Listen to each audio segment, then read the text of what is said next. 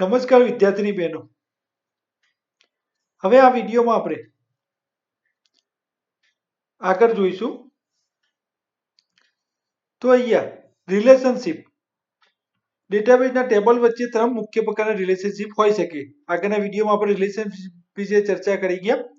Relationship બનાવવી, relationship delete કરવી, સુધારો કરવો એટલે કે એડિટિંગ. એના 3 પ્રકાર છે. એકથી એક એટલે કે 1 to 1, એકથી અનેક એટલે 1 to many અને અનેકથી અનેક એટલે કે many to many.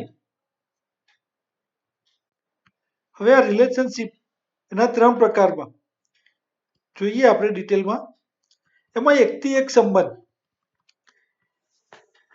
તેનું નામ સૂચવે કે તે પ્રમાણે એકથી એક સંબંધ દર્શાવે છે. આપણે શોર્ટમાં જોઈ લઈએ. એક ચોક્કસ ટેબલના કોઈ ચોક્કસ રેકોર્ડને ડેટાબેઝના અન્ય ટેબલમાંના એક અને ફક્ત એક જ અનુલક્ષીને રેકોર્ડ ધરાવતો હશે.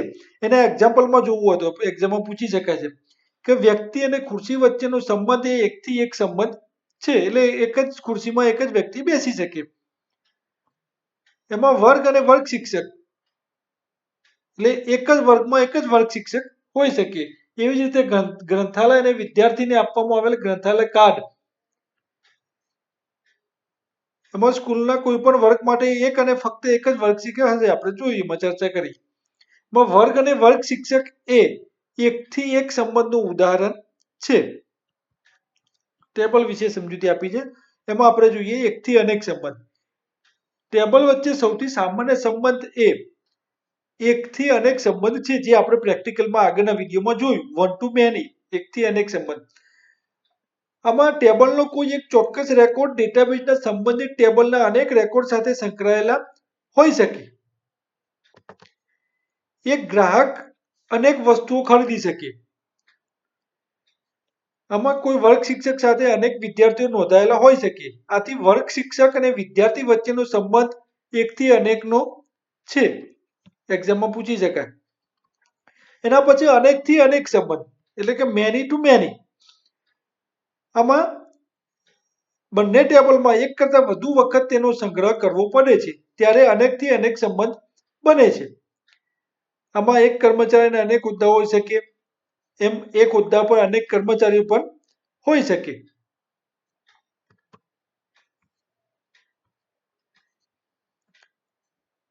અહીંયા ટેબલ આકૃતિ આપેલી છે. એમ્પ્લોય ડેઝિગ્નેશન વચ્ચે અનેકથી અનેકનો સંબંધ આપેલો છે. એમાં તમે જોઈ શકો છો અહીંયા કોઈ સિમ્બોલ નથી.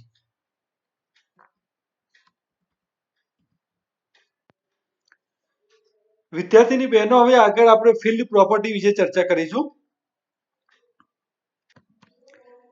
આગળના વિડીયોમાં આપણે ફિલ્ડનું નામ, ફિલ્ડ માટે ડેટા ટાઈપ અને એનું ડિસ્ક્રિપ્શન વિશે ચર્ચા કરી ગયા. ફિલ્ડ પ્રોપર્ટીમાં અલગ અલગ જે વેલ્યુ છે એની, એ સામાન્ય ફિલ્ડ પ્રોપર્ટીના કેટલાક પોઈન્ટ વિશે આપણે ચર્ચા કરીશું. હવે એ શા માટે ઉપયોગી છે? તો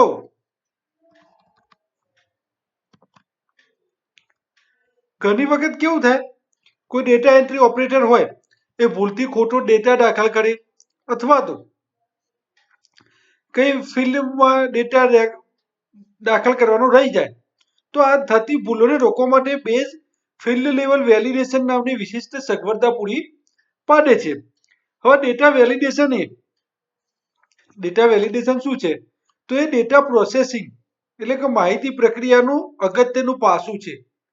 એમાં વિવિધ ટેબલમાં દાખલ કરેલો ડેટા સાચો અને ચોક્કસ હશે તો જ ફક્ત તે ડેટાબેઝ તમારી સંસ્થા માટે મૂલ્યવાન સંપત્તિ બની રહેશે.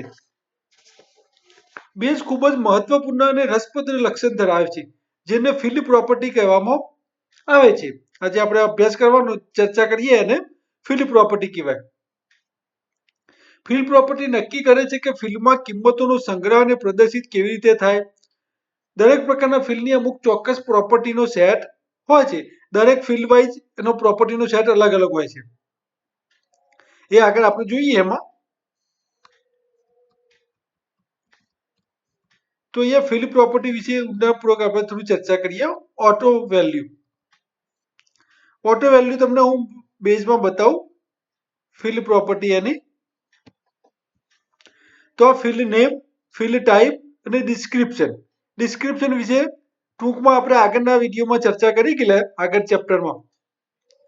હવે તમે અહીંયા જોઈ શકો છો કે અહીંયા માનો કે મેં અહીંયા ક્લિક કરી એસ કોડ, એસ નેમ, દરેકમાં તમે જોઈ શકો છો અહીંયા નીચે ફિલ પ્રોપર્ટી આપે 4 ભાગ છે. આ 3 ભાગ ઉપર છે, નીચે ફિલ પ્રોપર્ટી નીચે છે. એમાં અહીંયા હાલ મેં એસ કોડ ટેક્સ્ટ વેર છે ફિલ ટાઈપ લીધેલી, તો એમાં પ્રોપર્ટીની ફિલ પ્રોપર્ટીને 3 સ્ટેપ 3 પોઈન્ટ છે. લેન્થ, ડિફોલ્ટ વેલ્યુનો ફોર્મેટ એક્ઝામ્પલ. એ જ રીતે એસ નેમમાં ટેક્સ્ટ વેર છે ઇગ્નોર કેસમાં એન્ટ્રી રિક્વાયર એક વધારાનું ફિલ્ડ આવી ગયું. એ જ રીતે અહીંયા કોન્ટેક્ટ નંબર, તમારે કોઈ ફિલ્ડ પ્રોપર્ટી કોઈ પણ જે તે ફિલ્ડની સેટ કરવી હોય તો જે તે ફિલ્ડ ઉપર ક્લિક કરવું પડે. આ સિટી ઉપર ક્લિક છે, કોન્ટેક્ટ નંબર ઉપર એના ઉપર ક્લિક કરવું પડે. દરેકની ફિલ્ડની ફિલ્ડ પ્રોપર્ટી અલગ અલગ હોય છે. તમે જોઈ શકો છો ઇન્ટીજરમાં auto value, entry require, length, default value, format example છે. અહીંયા આપણે જોઈશું ઓટો વેલ્યુ, અહીંયા ક્લિક કરીશું. યસ અને નો 2 વેલ્યુ છે. એનો મતલબ શું? ઓટો વેલ્યુ એટલે જ્યારે પણ આપણે રેકોર્ડ નાખીશું કોન્ટેક્ટ નંબરમાં ઓટો વેલ્યુ યસ સેટ કરવી જરૂર નથી, યોગ્ય પણ નથી. ઓટો વેલ્યુ ક્યારે જરૂરી છે કે જ્યારે ક્રમ નંબર, સિરિયલ ક્રમ નંબર જોઈતો હોય ત્યારે ઓટોમેટિક એ પોતાની વેલ્યુ લઈ લે. એના માટે અહીંયા યસ આપીશું તો એ ઓટોમેટિક વેલ્યુ સેટ કરશે 1 2 3. જ્યારે પણ ડેટા રેકોર્ડ નવો રેકોર્ડ નાખીશું આપણે તો એમાં 1 બીજો રેકોર્ડ એડ કરવા જઈશું એટલે 2 ઓટો વેલ્યુ એમાં સેટ થઈ જશે. તો આ ઓટો વેલ્યુને આપણે યસથી સેટ કરી શકાય. એ જ રીતે વિદ્યાર્થી બહેનો એ એન્ટ્રી રિક્વાયર છે. આ તમને ખ્યાલ આપતો હશે એના નામ ઉપરથી. એન્ટ્રી રિક્વાયર એટલે એન્ટ્રી ફરજિયાત છે. તો આ જે રેકોર્ડ છે કોન્ટેક્ટ નેમ, એની એન્ટ્રી રિક્વાયર રાખવી હોય તો તમે યસ એમાં કરી શકો છો. પણ મોટાભાગે આ ક્યારે જરૂર પડે તો ડેટાબેઝના તમામ ફિલ્ડમાંથી કેટલાક અગત્યના ફિલ્ડ હોઈ શકે જે ખાલી રાખી ન શકાય, એટલે ખાલી છોડી ન શકાય. તો ત્યારે આપણે એન્ટ્રી રિક્વાયર ફિલ્ડનું જે ઓપ્શન છે એમાં યસ રાખી શકીએ. જેવું કે નામ અથવા તો કોન્ટેક્ટ નંબર ફરજિયાત જોઈએ તો એના માટે તમે એન્ટ્રી રિક્વાયર અહીંયા યસ સેટ કરી શકો.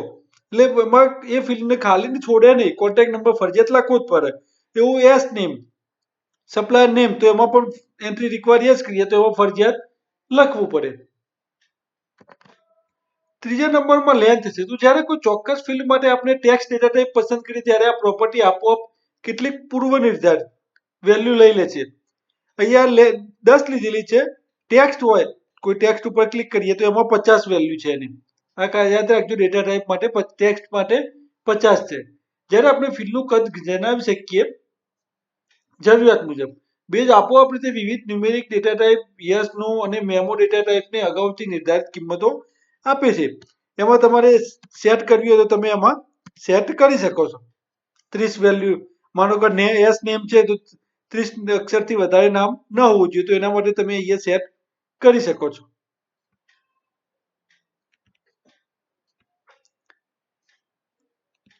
એ જ રીતે છે ડિફોલ્ટ વેલ્યુ. ડિફોલ્ટ વેલ્યુ જ્યારે પણ રેકોર્ડ એમાં એડ કરવા જઈએ ત્યારે એમાં ડિફોલ્ટ વેલ્યુ આવી જાય. કોઈ ન્યુમેરિક વેલ્યુ તો એમાં તમે 0 એડ કરી શકો. એટલે શરૂઆતમાં 0 જ વેલ્યુ આવે, પછી તમે એમાં એડિટ કરી શકો. એટલે શરૂઆતથી કોઈ વેલ્યુ રાખવી હોય, નવો રેકોર્ડ એન્ટર કરતા સમયે આપણે કોઈ ચોક્કસ ફિલ્ડમાં કોઈ પૂર્વ નિર્ધારિત કિંમત આપોઆપ સંગ્રહ કરવા ઈચ્છતા હોઈએ ત્યારે આપણે આ ફિલ્ડનો આ ઓપ્શનનો ઉપયોગ કરી શકીએ છીએ. એના પછી ફોર્મેટ ઓપ્શન છે.